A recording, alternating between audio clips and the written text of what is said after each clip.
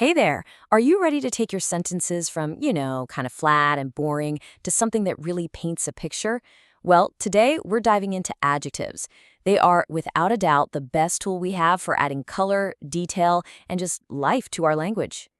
Okay, just look at this. On the left, we've got a simple fact. The car drove down the street. It works, but it's meh.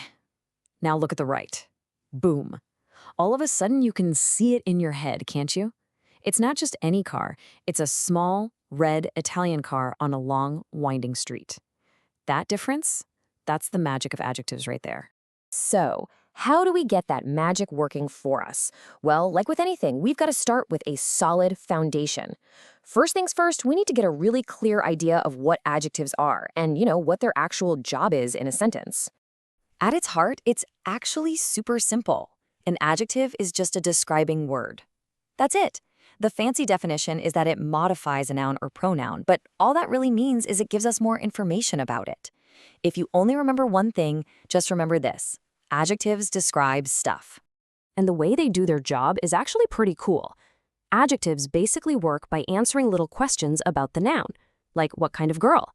A beautiful one. Which house are we talking about? Oh, that one over there. How many apples? Exactly 5. See? This is how they make everything so much clearer and more precise. Okay, so we know what they are, but where do we actually put them? It's not totally random. It turns out they have 2 favorite spots to hang out in a sentence. Let's check them out. First up, the most common spot, the one you probably use all the time without even thinking about it, is right before the noun it's describing. A happy child, a red car, a large building.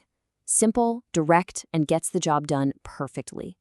The second main spot is after what we call a linking verb. Words like is, seems, tastes, or feels. So instead of saying the happy girl, you can flip it and say, she is happy, or the sky is blue. This just shows how flexible they are. Same word, different spot, same awesome descriptive power. All right, time to open up the toolbox. Because see, not all adjectives are the same. There are a bunch of different types, and each one is designed for a very specific job. Knowing which tool to grab is what makes you really good at this.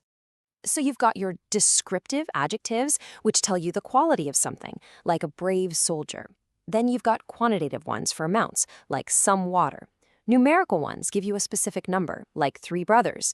Demonstrative adjectives point things out. This book, not that one. And of course, possessive ones show who owns something, like my car. Oh, and one of my favorites, proper adjectives, like Italian food, which comes straight from proper nouns. Okay, you've totally got the basics down. So now, it's time for an upgrade. Adjectives don't just describe things in isolation. They're also crucial for making comparisons. This is where things get really powerful. We do this using what are called the 3 degrees. You've got the positive, which is just the basic word, like tall. Then there's the comparative, which, you guessed it, compares 2 things. We usually just add ER to make it taller. And finally, the superlative, for comparing 3 or more things. That's when we add EST to get the tallest. Easy, right? But of course, this is English, so there have to be exceptions to the rule. Some of our most common adjectives are totally irregular. You don't say gooder, you say better and best. And bad becomes worse and worst. These guys don't follow the rules, so you just gotta know them. And now for the good stuff, the thing that separates people who sound okay from people who sound like natural, fluent speakers. There's a secret, unspoken rule that pretty much everyone follows without even realizing it. I like to call it the secret sauce, the correct order for stacking up your adjectives.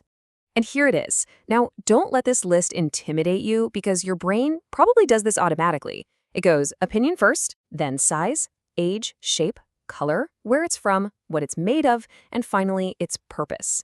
This order is the hidden key to making a long description sound totally natural instead of clunky and weird. Now, would anyone ever actually say this? No way. But this monster of a phrase is the perfect example of the rule in action. See? Beautiful? That's your opinion. Small? That's the size. Old? That's the age. And it goes right on down the list. It's kind of ridiculous, but it shows you exactly how it works. So let's try a real-world test. Which one of these just sounds right in your ear? A red small Italian car or a small red Italian car? It's the second one, right? Of course it is. That's because your brain instinctively knows the rule. Size comes before color. You just used this secret sauce without even thinking about it. All right, let's bring it all home and wrap this up. I want to quickly go over a few common mistakes to look out for. This way, you'll walk away from this with some really practical, useful stuff you can start using right away. So here are 3 common traps. First, please never say more better. Just don't.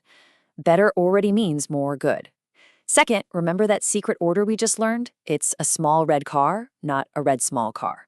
And last, after a linking verb like feels, you use the adjective, happy, not the adverb, happily. So it's she feels happy. So what's the big takeaway here? It's that adjectives are what breathe life and meaning into our language.